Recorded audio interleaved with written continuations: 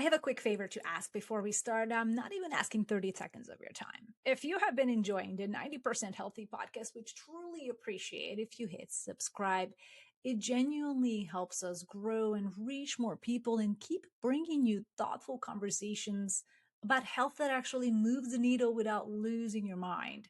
We're really, really grateful that you're here and continue to be. Now let's jump in the episode. Welcome back to the 90% Healthy podcast. What's up, Don? How you doing? I'm Don Moxley. I'm a sports scientist and exercise physiologist, if you listen to it.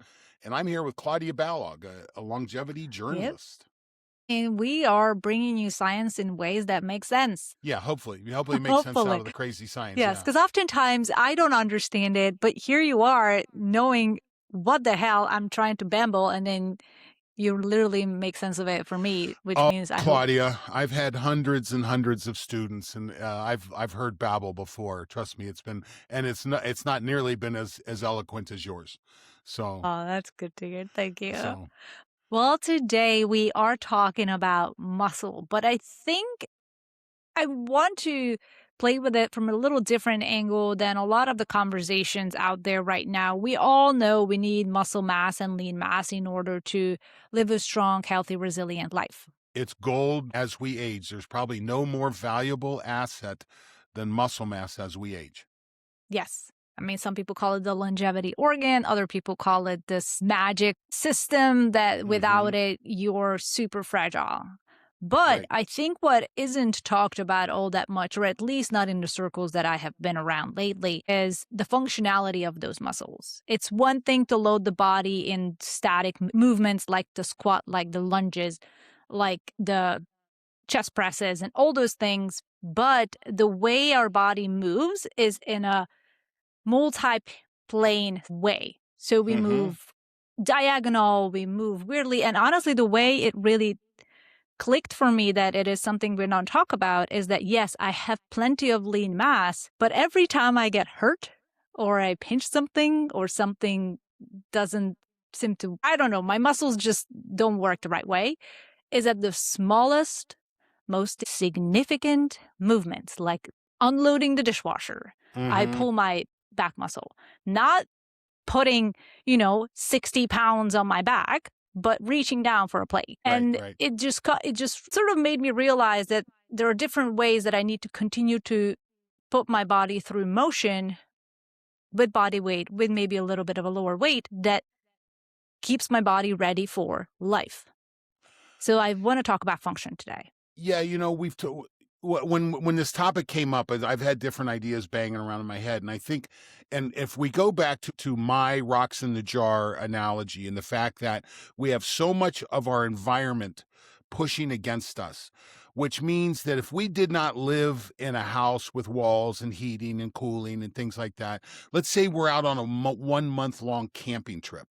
Okay, we're going to have to move in multiple places. We're going to be climbing. We're going to be walking. We're going to be lifting. We're going to do all these things, which is very, going back to our evolution, it's very evolutionarily nutritive. And this is one of our challenges living in the environment that we're in. This is what we have to do to push back. We have to take a look at movement. And if you'll go back, I don't remember what episode we did, we talked about the complete athlete. The book that I wrote on the complete athlete. If you'll think about the physiological side of the triangle, and this applies to athletes and everybody, okay? The bottom of that triangle is movement, okay? Movement quality. That's the first thing we work on, because so many times people will have poor movement quality and they'll go in and load that poor movement quality with strength. And what you have is strong, bad movement. Yeah. And you've got to get your movement fixed first. Then you load it. And what will happen is we'll load movement with strength in order to rehabilitate. This is what physical therapy is. But having movement first is critically important.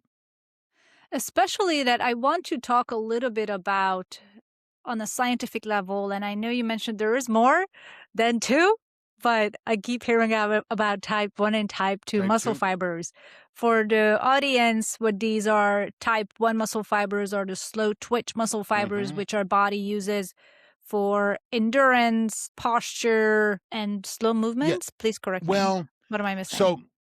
So the body, So let's think about movement. Let's go way down to a cellular level into our muscle. And our brain sends a signal to our muscle, I want you to move. Okay, this is what's called our motor neurons, our motor system. And what will happen is the brain sends that signal down and it sends an impulse. And when we get enough of a strong enough neural stimulation, there's a calcium release in the muscle. And that calcium causes what's called cross bridges and actin and myosin to move, but causes that contraction. And this is what's so important about that. Now, there's a couple things that come into play there. Number one, you have to have a strong signal. But number two is, if you think of neurons, motor neurons, as in sizes, small to large, okay, there's a whole range. It's the small ones, actually, it goes the opposite way. The big ones fire first, okay, the big motor neurons, and they fire the type 1 fibers. Now, type 1 fibers are what we call oxidative fibers. These are fibers that can get their energy from oxygen-based energy. So they're oxidative. And this is why they're so pronounced in cardiovascular athletes like marathoners and ski racers and people like that. They're very type 1, bike riders and marathoners. These are also the small muscles. And again, if that muscle fiber fires and you get the movement you want, there's no need to recruit the other fibers. Okay. Now, if we fire that fiber and we don't get the movement, then the system just keeps climbing up the chain until we fire enough fibers to get the movement we want. So when I'm walking, I don't have to have a ton of fibers to walk. So I can be very oxidative. Okay. But if I'm sprinting, going fast, I've got to recruit more fibers. So I'm going from my type 1 up into my type 2. And we break type 2 into what's called type 2A and type 2B. But I keep climbing up that chain and then if it's a maximal contraction, if I see a tree falling on my child, okay, and I'm trying to protect my child, I go push against the tree. That's a maximal contraction, okay? And that's recruiting every fiber you can get. Yeah. And so this is the play that goes into this, that between the nervous system, because the nervous system also has a little trick, okay? Because your brain is saying fire, but then we have this thing in our central nervous system that says maybe not that hard. I think if I fire the way you want me to, I'm going to hurt you. Okay, so there's an inhibitory response that goes in. When you go into the weight room and you start strength training, you can go back the next week and you're so much stronger than you were the last time. And when you start strength training early, the strength gains come huge. Well, those are all neurological gains. Those are all your inhibitory system saying, oh, okay, I'm going to give you some room to work here. And we've heard that classic story of the car falling on a child and the mother picking the car up. This has been documented, okay? Yeah. And they're like, oh, it's the hand of God. Well, no, it was her hands that lifted it. But her inhibitory system she was lifting the car off her kid to save his life. And so it's that dance between inhibitory we call this central governor model, the part of your central nervous system that says, I'm going to protect you. I was just talking, my daughter Jacqueline she tore both her patellar tendons. She's had them repaired and she's doing her physical therapy to come back. And so much of her strength gain, she's a very vital athlete. She has she had enough strength in her leg to snap one of her patellar tendons. So her inhibitory response didn't work there. But now as she works her way back, she's gaining the strength and movement. Well, this is central governor saying, okay, we were close to this last time. I'll give you a little bit more. And this is what good physical therapy does, is it helps you turn on those motor systems so that I'm able to recruit more fiber. And if I recruit more fiber, then I get the benefit of tearing up more fiber and getting them to grow and get stronger. Very interesting. Was that too deep a rabbit hole? Very deep, very complicated, Okay, well. but I sort of got it. I mean, and then in research for this episode, I was looking into the fact that, as with many things, as we're aging, we are losing not just muscle, but these type 1, type 2 muscle fibers. Particularly faster, we are losing the type 2 muscle fibers, the fast twitch ones. Primarily because, one, we're not activating them as often because as we're aging, a lot of people aren't doing high intensity interval training. They aren't really putting out max effort. Sure. So their body says, I don't need this, I'm going to lose it. But I think the problem with that, it's also, like you mentioned, it's also neuromuscular. Your brain will stop wanting to activate it. Right. So when you potentially need it through life, then you won't have access to this. So we actually lose the power first. Okay. Yeah. We lose the ability to send that signal down to that muscle and get that maximum the effort. Once we lose the power, then we start to lose those type 2 fibers. They start to degrade. We call this cachexia, things like, well, cachexia is with disease. But yeah, but if you stay engaged, if you continue to work on these, you'll preserve this. And this is the difference between someone who moves vigorously in old age and someone who doesn't. And do you have to do it in a weight room? Not necessarily. No. You could, I mean, if you've got someone who's a hiker or a climber or doing things like that, or someone who's just engaged, I tell you, when I had my facility, we would make what I call logs. I would take PVC pipes of different lengths. I would fill them with sand and I would cap them. So you had to pick these things up and put them on your shoulder, or you had to carry them under your arm. They were very awkward to work with because I wanted you to have to engage those same muscles that you're tweaking when you're getting dishes out of the dishwasher. Yes. And that's so clever. Yeah. So, and you can do it with rubber bands. There's, if you get yourself into a unique environment or into an environment with a good strength leader, they should be figuring this stuff out. I'll tell you, the more I work on strength, and this is something I've been studying since the early 80s, the less and less I'm paying attention to barbells and maximal strength movements. And the more I'm looking at these functional movements, moving through space and having this work, because not only does that work for young kids, it works for their parents and their grandparents. And I think there's an element of a better way to train there. I agree, because while it's easier to start and sit on a machine and do the static movements of moving on one plane, usually, which is great to start to establish strength. But I think from that, you want to graduate into being able to move your body in different directions to engage not only your brain, but multiple muscles all at once. Absolutely. So, Laura and I just started going to a local gym here not long ago. We've been on the road. What, you're going to a gym? I've been going to a gym. Listen, I want to make it simpler. Okay. Yes. For me to do strength here, I've got to worry about weather. I've got to worry about a bunch of different things. We went and joined a local gym, and I can just go in. And I've been using a lot of machines, just mainly because I want to get a load. I don't want to make it too complicated. But I'll tell you the things that I do is I've started jumping more. I've added more ballistics to what I do.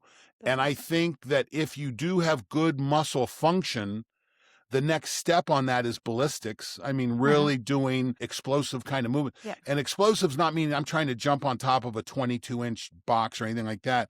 I'm literally jumping on and off a 4-inch box or an 8-inch box. Listen, I turned 64 in July. Jumping on and off of an 8-inch box will get me sore. Yeah. My calves will light up. My back will light up. So it builds bone. Is that high enough to build bone? Listen, it all comes together. No. But it all comes, It all comes together. And I'm not worrying about building bones. I've got enough of a weightlifting background that I'm pretty thick-headed. So I'm not too worried about that. But I want to keep that signal. I want to keep that jumping signal. I want to keep that power as long as I can. And so that's a pretty important thing to hold on to. Interesting. There was a study that I found, it was published in Journals of Gerontology, where they looked at power training, whether power training would improve balance in healthy older adults. And it was a placebo-controlled or a test or whatchamacallit, research. And it was interesting. I mean, obviously they did find that power training did improve balance, and particularly using a low load but high velocity. So it's that power, that explosivity, that recruiting those muscle fibers and activating those neuromuscular pathways. So it's not just making you stronger in the gym or making you stronger to move in the gym, but it improves your balance. So when you step off a curb or slip, you're not falling and breaking a hip because you can catch yourself. I've got news for you, Klaudia. Everything works. Everything. Okay. Get in the room. Okay. Don't, if you're listening to this and you're trying to figure out, should I be doing strength training? The answer is yes. Okay. Now, don't spend a ton of time trying to figure out, should I do machines or barbells, or should I do a class, or should I do this by myself, or do it. Okay. And, if you go back to our episode with Tommy Wood, you do it until you're good at it and then go do something different. Yes. Okay. This goes for cognitive development. This also goes for phenotypical development down in the body. All those things contribute. So it all works. But you've got to constantly be thinking about raising the challenge. That's the reason I'll go do a bunch of machines. I'll usually throw 10-minute cardios in between my machines, so it's a little bit of a circuit workout. But then I finish up with ballistics. You know what a great little ballistic exercise is? Jump rope. Yes. Jump rope is an excellent, and I'll tell you, as you age, just start practicing jump rope, or start doing it now. Now, don't go crazy with it. Don't, go so that you're getting sore in your ankles and so forth. Just a little bit of a hop can be a wonderful addition to this. So, just a little bit of ballistics goes a long ways. And I think it is important that you mentioned it's that you don't have to follow the next person over on the other side of the gym, what they're doing, because they didn't start at the same spot you did. No, and they're different people. Yeah. Yep. Yeah, they're different people. Absolutely. Well, and I think there is a rise in functional muscle training and the combination. I agree. And it's not only for the reason of having a functional body through life, but I think because the rise of this idea of wanting to increase your VO2 max, those very exercises of power and high intensity also increases your VO2 max. It really gives you the ability to access that level 5 kind of work, that hard work. Yeah. That when you're doing the sub-max work and you're building your cardiovascular base, that kind of gives you a big foundation. But it's that max work that really makes the heart grow and really gets things moving. I would never say to my mother or my grandmother, you need to go do level 5 work, zone 5 work. I would never say that. I will try it occasionally. Again, I'm turning 64 in July. I will try it. I will touch that. The more I do it, the better I get, the deeper I go into that. Honestly, I don't recover like I did when I was 20. So you can't do it quite as much, but I want to keep it in because, again, I don't want to fall, break a hip, and spend 10 years in a hospital. I want to stay strong. And, you mentioned balance a little bit ago. Years ago, I was listening to a podcast. I was listening to someone discuss that, and he described balance as the ability to fall any direction. Yes, I love that saying. And I love that. And again, so you can practice falling and build strength. Okay. This is a resistance that you put in. So all those things, they all contribute. It all gets better. And again, the more red muscle you can carry into adulthood and late adulthood, the better. The more you can maintain, the better. Red muscle, what's that? Red muscle, lean mass. Just the muscle fibers that we were talking about. The more that you can carry, the better. It's gold. The easier it is to maintain too as you get older. It's been, been relative. I mean, in my 50s and now I'm halfway through my 60s, I've been able to hold on to a lot of my lean mass. And that's lean mass that I built in my 20s. Yeah. So, that's the cool thing about it. The more you lay on early, the better off you'll be. Yeah, especially in your early 20s, because these muscle fibers, especially type 2, I think begins to decline at age 25. And then it's very much a lifestyle thing. Oh my goodness. It's very much a lifestyle. By 25, you've got a job, you're sitting in front of a computer screen, you've got a family, you're going to, you're doing these things. So you're not out. Today's generation. 25. Yeah, that changes too. But you may not be out playing full court basketball like you were when you in your teens and late teens, early 20s. You might not be doing these things. So again, lifestyle is such a big part of this. It's one Yeah. of the cool things about pickleball. You know, as you see pickleball coming back with third Yep. generations, you know what? We're turning on that central nervous system. We're turning on that autonomic. That stimulus that Tommy talked Exactly. about. And the Yeah. body's going to respond to it. Yeah. Yeah.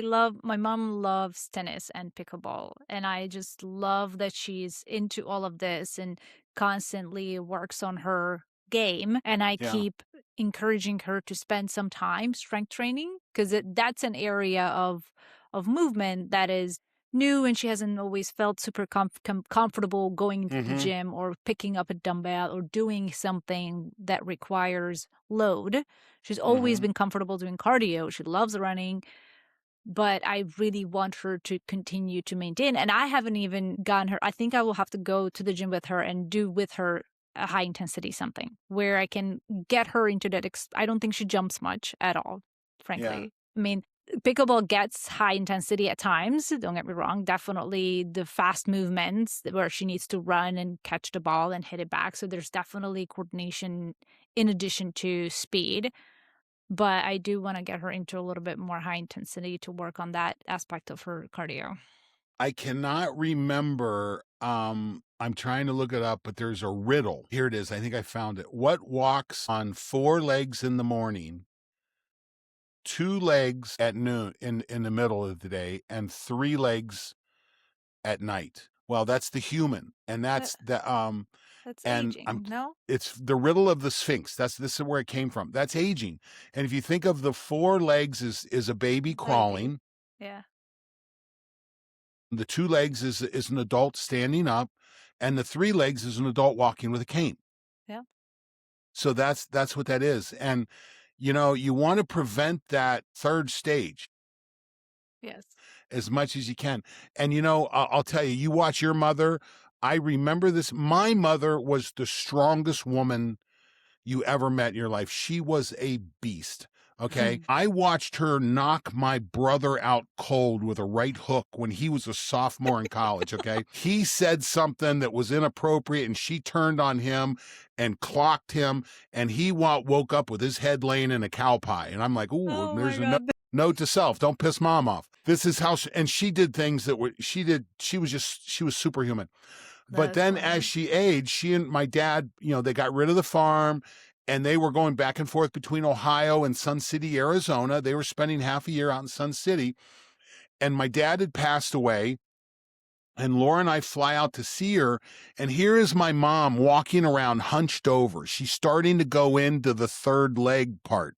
Mhm. And I am like, Mom, we are going to the weight room. And you know what? I think we bought her a couple years.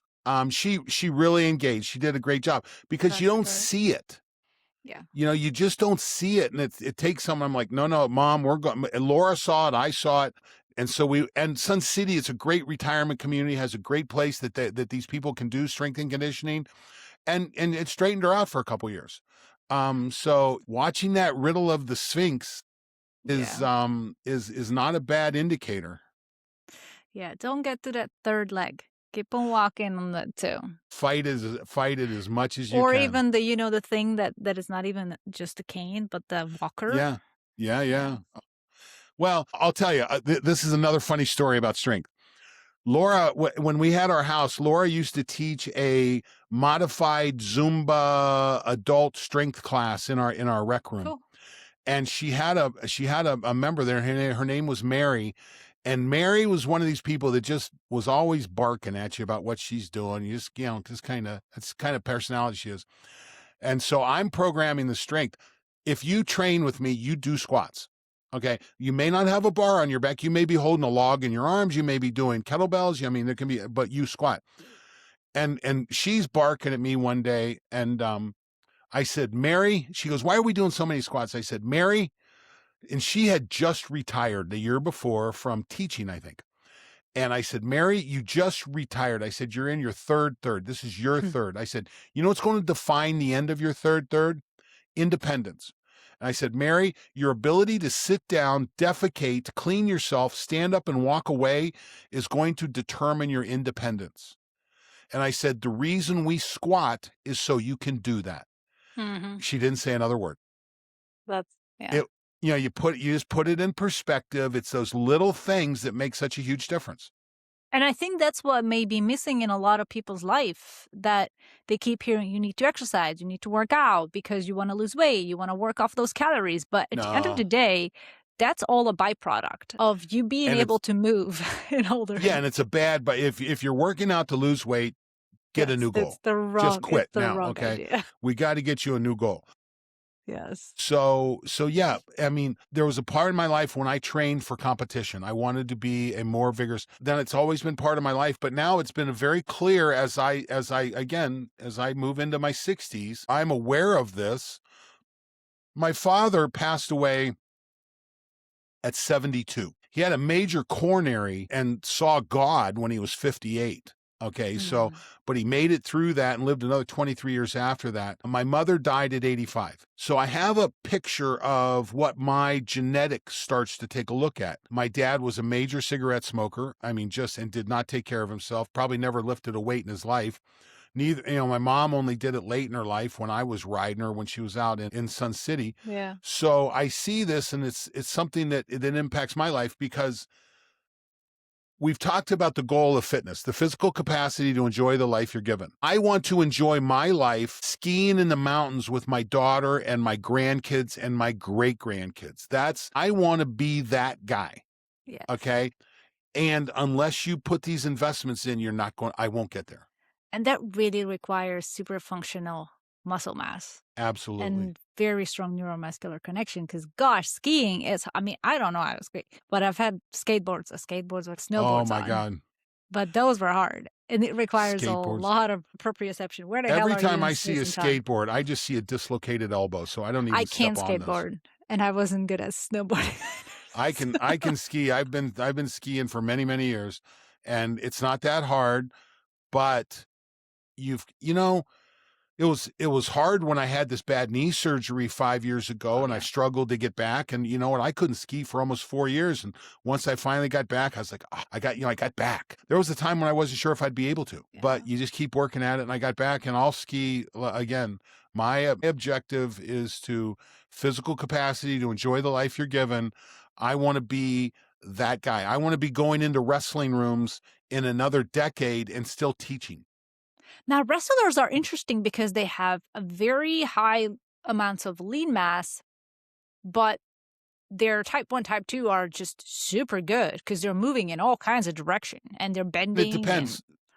You know what? I coached a kid at Ohio State. This kid, the day before he started practice his senior year, he ran the Columbus Marathon in 2 hours and 50 minutes. This is a wrestler. Good. Okay. Wrestling matches are 7 minutes long. Everybody thinks wrestling is an anaerobic sport. It's not. Okay. You've got to have a big aerobic base on this. Now, we use all the energy systems in wrestling, but you got to have the base to recover. You know what? I couldn't run a marathon if you were on fire and I had to run it. Sorry, you're going to burn. Okay. I just can't get there. If I'm being attacked, I stand and fight. I don't run. And so I don't have that genetic. Uh-huh. I do have the genetic for picking up heavy shit. Okay, so Same. I do have that. I have the genetic for explosivity as opposed to endurance more. Yeah, exactly. So we vary. So there's some wrestlers that are very aerobic. There's some that are very explosive. And it fits you. But again, you're right. Since we have weight classes, there's very little value to carrying fat mass onto the mat. So you do your best to lower that as much as you can, so you can get the lowest possible body weight into a weight class to compete at. That's what wrestlers do, except for the heavyweights.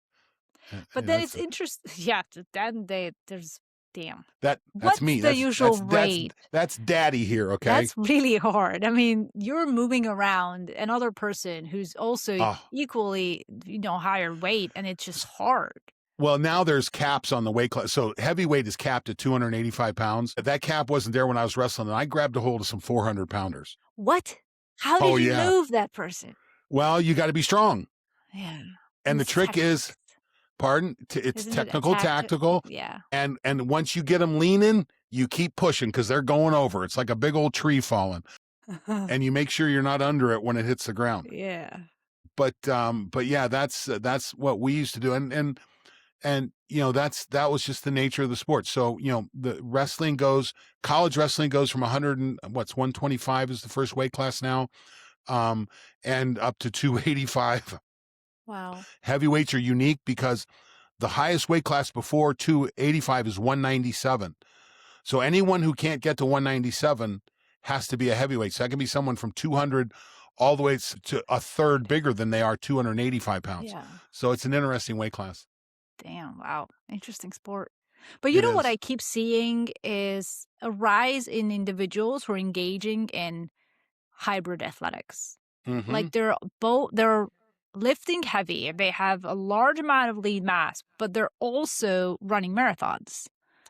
Yeah, or the high rock stuff, Oh, the where high they'll rocks. Yes. the high rock stuff, the CrossFit kind of stuff. They'll do some kind of a real extensive strength exercise, and then they'll go run 800 meters, or they'll go run 1,000 meters and come back and do another one.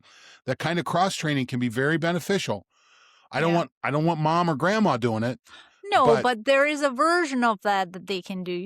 Do a yeah, brisk walk one day, the following day, maybe do some functional movements or jump left and right a little bit, just do a little different. I mean, it's going to look different, but absolutely. initially the goal is to really activate those pathways that those high rocks people are activating just at different levels. Yep.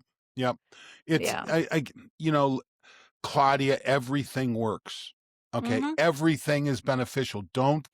If you're listening to this, you're trying to figure it out, listen, I don't want you to pick a list of 1,000 things and try and pick your workout up. Go to a professional and help them pare that down to 12 things. Okay. Start on that. When you get good, add to it. But there's thousands of things you can do that are beneficial and help extend this health span into lifespan. Yeah. And it's something that I've read that building strength and building muscle hypertrophy really helps preserve your muscle tissue and allow Hmm. you to have muscle that lasts. But then this explosive training, this neuromuscular training helps you have access to that tissue long term. So it's Absolutely. not just sitting there. Yeah. Absolutely. Yeah, you want to try and light those fibers up as much as you can. Yeah. Yeah. You don't lose it. You don't use it, you lose it. And You if you sure don't do. use it You sure do. fast, you lose it first. But it can come back. That's the important thing. Yes. That if you've been away, all those muscle fibers that atrophy, they all have the nuclei. They're multinuclei cells. And as those nucleus, they come back, they wake up. You build that fiber back, you build that strength back fast, much Mm. faster than the first time you built it. It comes back very fast. So there if you've done a good job building things up and all of a sudden you're away, you're in an accident or there's a family Yeah, thing I or think you're something right. pulls you away and you atrophy to a certain degree. It doesn't take the same amount of work to get back to where you were. It takes a lot less. Yeah. And you can get back and really keep moving. So don't, I mean, there's great reasons to make sure and get back and do this. Yeah, I don't like the mindset of like, oh, I haven't done it for 2 months. It doesn't matter anymore. No. That's the wrong mindset. Am I doing it today? Yes, let's go. Yeah. Yeah. Okay. I want to go over a few practical ways of training and types of movement that would really allow people to activate both of those primary muscle Hmm. fibers to not just build strength, but also to build functionality. So I have a list here that I wanted to kind of bounce back of you to Are we see. down in segment 5? Segment 5, yeah. Okay. Okay. So ideally, you want to train power. How do you train power? Just to recruit those type 2 fast twitching muscle Well, fibers. I don't want to start with power. Okay. I start with movement, get my movements right. Can I sit down and stand up? This is the first thing I do. And again, It's I'm thinking about second, third kind of people. Okay. But even if I'm working with first, third athletes, when you come into the weight room, I want to see, do you have the functional movement capacity to do a squat correctly, to do a deadlift correctly? These are the things I want to see. By the way, and let's talk about why a deadlift is better than a squat. I want to talk about that, by the way. yeah. But you always check movement first. If you haven't been lifting in a while and you go back in, just start moving without the bar. Do the exercise without the load. Okay, just the body weight will be sufficient. If you haven't done it a long time, you'll get sore doing it if you do it right. Then I'll go ahead and start to load it. I'll start to build strength. And remember, what I'm doing is I'm going up that list from the largest, which innervate the type 1 fibers, to the smallest, which innervate the type 2B fibers. I'm just working my way up that string of fibers in a manner that doesn't hurt me. I don't injure myself in the room. Just keep raising the resistance and moving the load up. Keep that going. So that's where I start. Then once I have a good capacity for movement, and I have a good capacity for moving under load, I can do exercises under load, then I'll start to go into power movement. And power is simply you're lowering the time. So strength is your ability to apply force. Work is force over time. As you shorten the time, it becomes power. So the same amount of work over a shorter time is more powerful. Does that make sense? Mm-hmm. That's the physics of the whole thing. So I want to do things that are faster. I want to improve the speed. And you can do that any number of functional movements. If you Google or Chat GPT, give me a list of basic functional movements, you're going to get a nice set of exercises back. If you go to an exercise professional, say, hey, I want to start to add some functional movements. I'll tell you, one of my favorite functional movements is the sled push. Okay. They have these sleds. Love the sled push. You know why it's so good? I'm creating force at my hips and legs, which transfers through my core up into my shoulders and my arms. My entire body is engaged in that pushing motion. Yeah. This is why I like the deadlift more than the squat.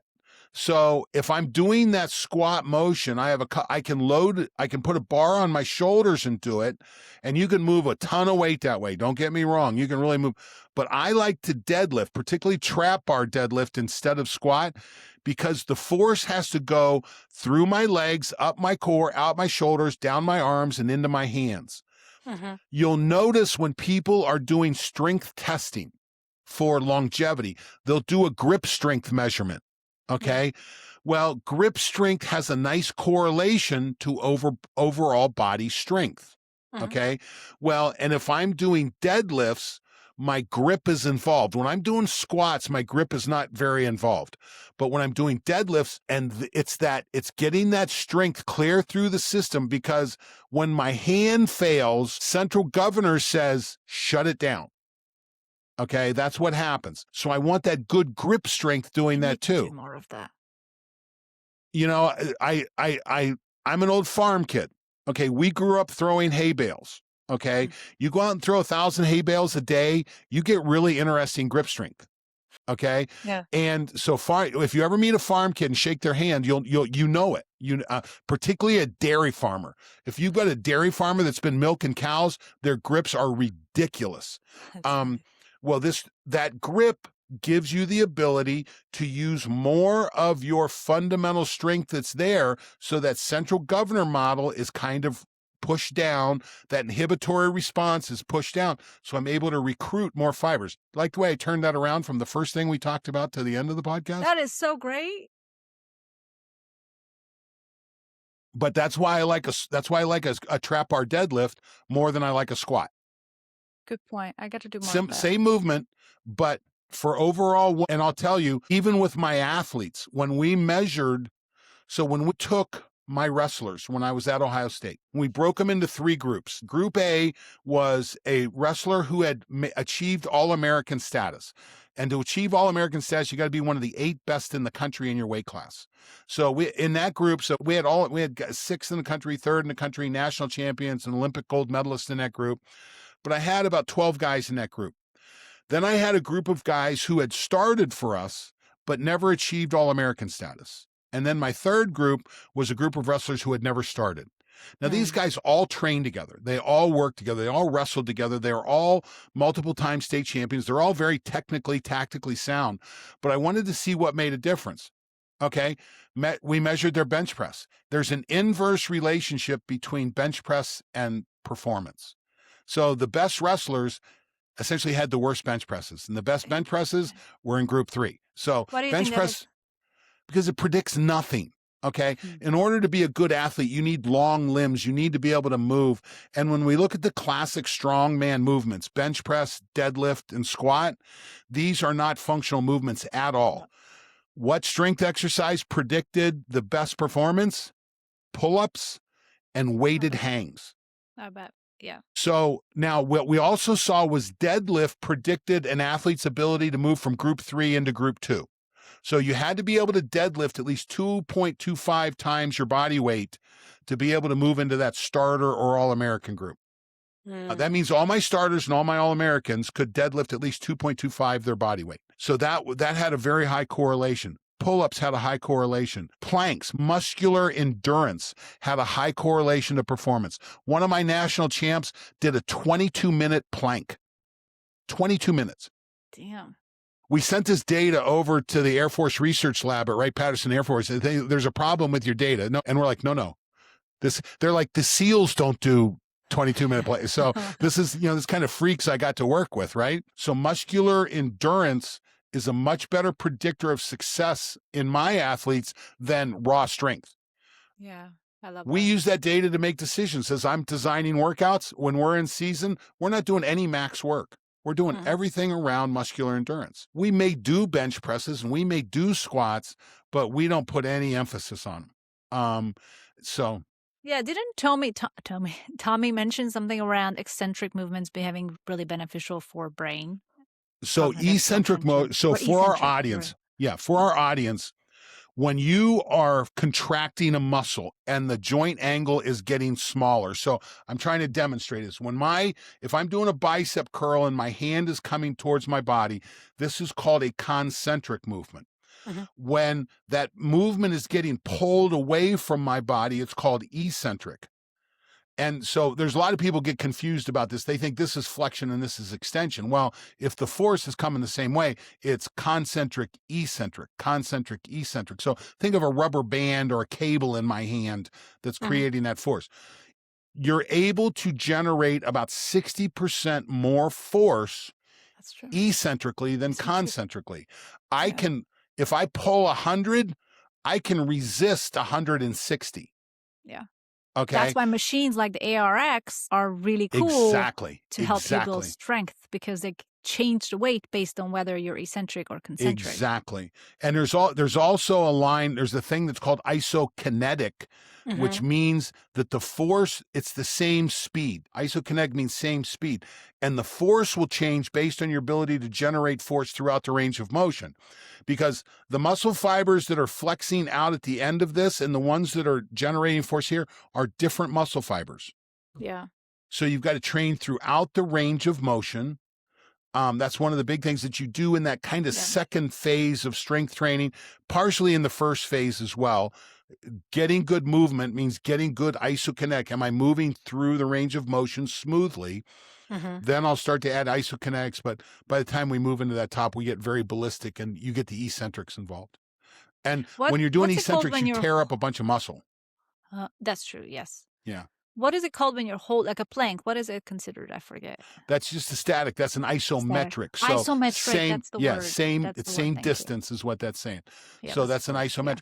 Yeah. And there's, what's funny is, I've been banging around strength and conditioning for about 50 years now. And I see isometrics come up in a cycle. I recently saw it. There was some social media. Hey, you can get stronger just pushing against the wall. And you can. And it's fine. Yeah. The problem is the psychology drops down dramatically. There's a positive affirmation that comes in when I slap another plate on that bar. My brain says, okay, we're moving. When I just push against the wall, I'm not getting any feedback. Now, if I push against the wall and there's a force plate and I got a kind of a dashboard there, it can be really good. But yeah, isometrics are excellent strength exercises. Yeah. Okay, so we've got that. And then another type of movement I think is really important and I think is often underappreciated is twisting. Moving on various planes, because whether it's the deadlift, whether it's push or whatever, you're moving up and down or you're moving side to side, but you're not moving and twisting. And I think being able to engage muscles around your spine and just overall in your core is going to be really beneficial down the road in terms of how functional your body is. Rotational, we call this the transverse plane, by the way. Yes. When you're moving front and back, that's called the sagittal plane. Then side to side is called the frontal plane. I know that's confusing, but that's what it's called. And then when you're rotating, that's your transverse plane. So anytime that you're rotating, that's going to be transverse. And yeah, it's really important. That's the reason I love rotational cable work. Yeah. Or pulling. I love rubber band work where you're pulling and you're engaging that core and you're rotating. You're tying the whole machine together. Okay. And that kind of stuff can be really good. Kettlebells are excellent training tools. You know, there's a thing in the kettlebell where it's called a Turkish get-up. Yes, I've seen that. Not the Hungarian get-up. No, it's the Turkish get-up. Okay. Well, there's Turkish get-up, Bulgarian split squats. There you go. Didn't do it. Hungary better get an exercise out here pretty quick. Right. So if you look up this Turkish get-up, this is a really interesting multi-planar movement. It's complex and it can be difficult. But you know what? If you want great, vigorous strength, you can do it. You don't need a kettlebell to do a Turkish get-up. You can do it with your gym shoe. It's a great tool for training balance and getting that whole system working together. It's an excellent exercise. Excellent exercise. It is really cool. It's funny. When I was at a retreat last week, I tried this new machine. It's called, I forget. It doesn't matter. And the way I warmed up for that is I balanced with all fours on what looked like not a Bosu ball, because it's not just the bottom that was curved, but also the top part that was curved. So initially you're balancing on the ball with your knees are not down, so it's your toes and your hands that are basically your point of contact with this thing. And then you're kind of turning to the left and then turning to the right and really engaging your core. Now that warms you up for this machine where you put a VR goggle on. Wow. And your whole you literally feel like a freaking astronaut. And you hold the front, almost a plank position, but your knees are a little bit bent, just enough so you have more control over moving to the right, moving to the left, moving up and moving down. It seems from the outside looking in that it's quite simple, but honestly, it's really difficult. It's like freaking Pilates. Yeah. You watch a Pilates class. That's why Pilates is actually really popular lately, because it activates that functional system. Yeah. Yes, it's outstanding. Pilates is one of my favorites. I don't do it. Yeah, I haven't. But my wife loves it. My wife just goes to school on it. Yeah. I kind of like getting in the weight room and doing my thing, you know. Yeah. But if you're looking for something, if you're someone who's kind of beat up, banged up, my back always hurts, this always hurts, go find it and do Pilates on a reformer or a Cadillac. You want to get it with a good instructor, not floor Pilates. Floor Pilates is really hard. But if you're doing Pilates, and it's that small muscle movement, those guys, Joseph Pilates figured this out. He's the guy that invented Pilates, and he was a dancer in New York City, and he wanted to strengthen dancers, and he came up with this entire routine. It is excellent. So huge support for me. Yeah. So then you're looking at, through the VR goggles, there are three different things. One is a line that you need to line up against another little thing. So you're slowly moving through controlled movements. And then the next phase is you're following a bird through these hoops initially. So you're moving down, you're moving up and all of that.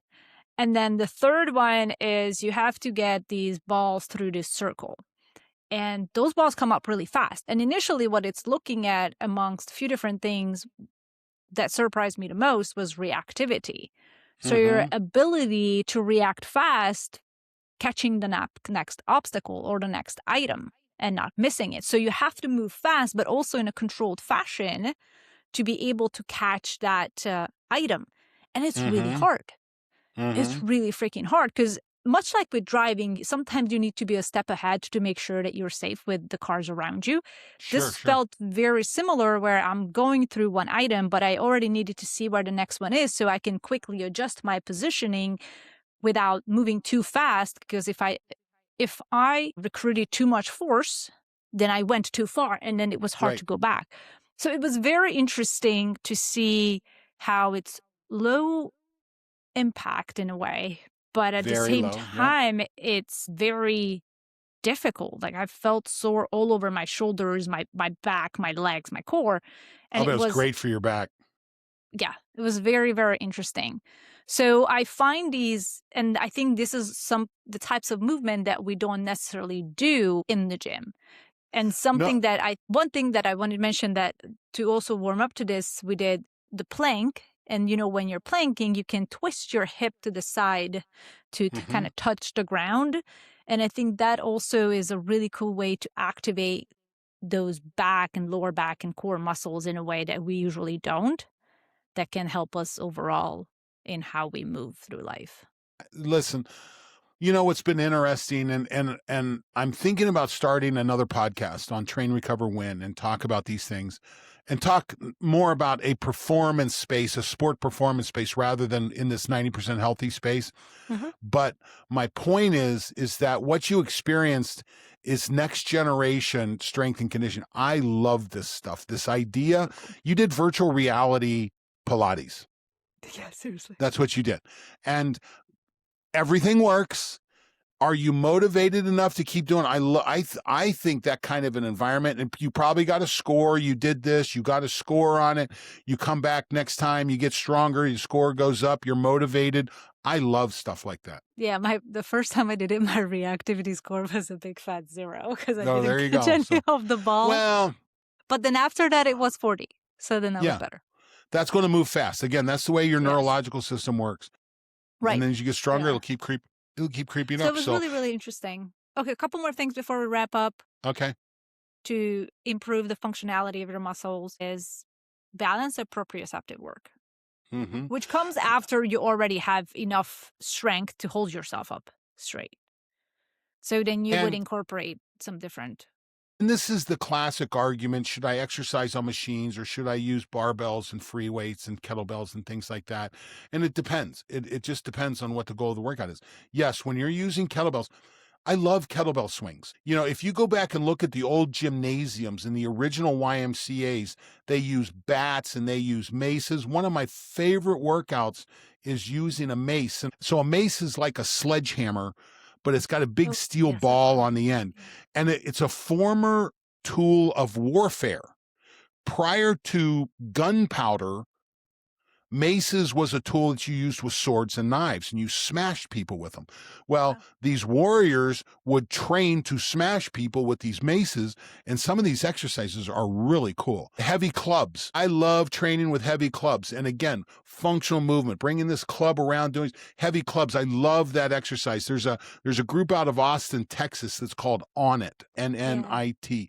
And I actually have a 75-pound gorilla kettlebell. Yeah.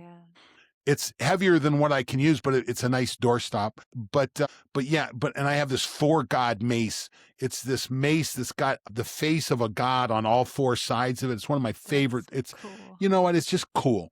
Yeah. But I love mace workouts. In the back of my truck, I have a big rubber block from Rogue Fitness that I can smash with my mace. And I don't need a big tractor tire or something like that.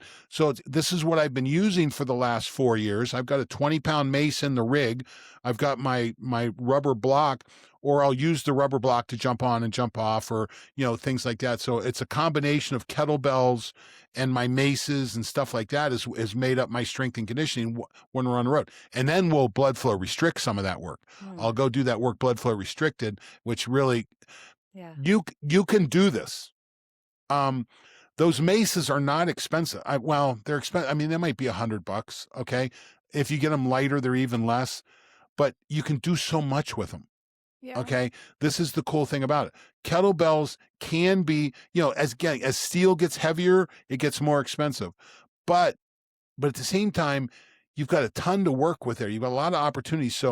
So being creative, thinking creative where you're at. Klaudia, back when I was teaching, this is back in the early teens, 20 teens, not the 19s, the 20 teens. I'm not that old, but I used to talk to my class about the need to build an exercise environment around you. It's that important, because we talk about needing to have strength and conditioning in 2 of the 3 parts of your life. The 3 parts of your life are your home, your work, and your other place. That other place can be a country club. It's the other place that you go. Well, if you have training equipment in 2 of those 3 places, you're way ahead. If I have strength and conditioning stuff at home and I have it at work, my other place can be a restaurant. It can, because I've got tons of places where I can work out. Well, there was a company that was called Techno Gym that made. I love Techno. It's an Italian company. It has Italian design. I'm trying to remember the name of this wall that they had. It was gorgeous. It was a piece of furniture that you would put in your. Now it was pretty expensive, but you'd put this in, and most people build a house or they have a house and they put a dining room in there and they spend thousands of dollars on a dining room set and chairs and the china and the china cabinet, thousands and thousands of dollars for this. And you use it twice a year, maybe. I say take your dining room and turn that into your exercise room. Spend the thousands of dollars on really cool looking stuff that fits in these rooms. It doesn't have to be power racks and so forth. It can be very elegant. Put your exercise equipment so you don't, if you want to ride your bike when you're watching TV, put your damn bike in front of the TV. Don't hide it in the basement or put it in the laundry room. Yeah. Same thing with this stuff. You've got to make it part of your life, and you make it part of your life because you want that third. Yeah. You want to enjoy the life you're given, and strength is critical in that. Yeah, and that's why I think COVID really screwed a lot of people, because most people had none of that in their home. That's when you saw Peloton go off the charts, and now it's come crashing back down. But yeah, people are starting to figure out home exercise. And again, it's kind of crashed back. I mean, I was listening to one of Eric Malzone's podcasts the other day. Eric was on with us, I think in the episode 50 range, but talking about AI and fitness. But yeah, this is the transition. I've always had home exercise equipment. Always. I'm a freak. This is what I love to do. I suppose if I was a photographer, I'd probably have a developing room where I could develop film or, things like that. If I'm a cook, I'd have this really righteous kitchen. If I'm a mechanic, if I'm a car guy, I have a great garage, with great tools. Yeah. I'm an exercise guy. So I've always had something in the house. And we have it in our RV now. When we made the decision to get in the RV, there's a sauna right here. There's red light back here. There's a bike ergometer out in my living room pointing at the TV. Oh, by the way, that's a Therasage. That's Therasage. That's our friends at Therasage. Yeah. And I thought we got to give them, we got to give Robbie and the Therasage team a little bit of love. Yes. But think of it in the 2 of the 3 places. If you live in Sun City and you don't have it at home, well, you've got a rec center and maybe a country club. Those 2 places give you the place that you can get the work done. But, listen, if we really want to get on top of making America healthy again, we've got to get to the point where the environment has pushed against us. We have to push back. Okay, we've got to get the movement into our homes, and we can do. If I can do this in an RV, you can do this in your home. Seriously, yeah. Well, what a cool episode! I enjoyed it. I hope our listeners did too. And I think one of the big takeaways for me is if you're not moving, start moving. If you're already moving, continue it and move differently sometimes. Yeah, learn it and then change it. Yeah, because the body adapts all the time. That's the beauty of the body. Yeah. Yeah. Well, if you have any questions or any ideas or any suggestions that we should cover, drop it in the comments or send either Don or me an email or a LinkedIn message or an Instagram message. We are loving when we hear from you. So you can find Don at Train, Recover, Win, Don Moxley on LinkedIn. You can find me at longevityjournalist.com and longevityjournalist on Instagram. We also have 90% Healthy on Instagram. So, and also comment on these, subscribe, give us some love, share it with somebody who you think would really benefit from a few different ideas on how to move functionally through life. And yeah, I hope you'll be back. Klaudia, you'll love this. I got a request for our 20 things if you want to learn about HRV, the paper that we have available. The email came from AU. That's Australia. Oh, Australia. Nice. Yes. We are being listened to in Australia. I love that. Yes, it was so cool. So I don't necessarily, there's a lot of .coms. There's some .cas, which is Canada. But I got a .au, and I was so excited. Nice. That's awesome. We are So, global. well, we try. We're Yep. at least Hungary and Ohio. Yeah. And Maybe Florida. that sounds like a sitcom. Hungry in Ohio. Hungry in Ohio. Yeah, seriously. Wait till you come up to the Arnold Classic. I am going to take you to a place, and we're going to get a hamburger as big as your head.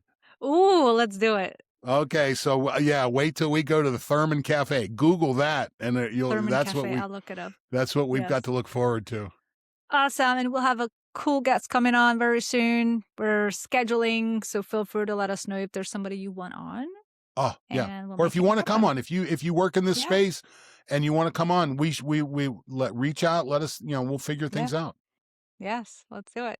We'll see you next week. Have a great day, Thanks, Don. Claudia. Bye bye. Have a good one. Bye.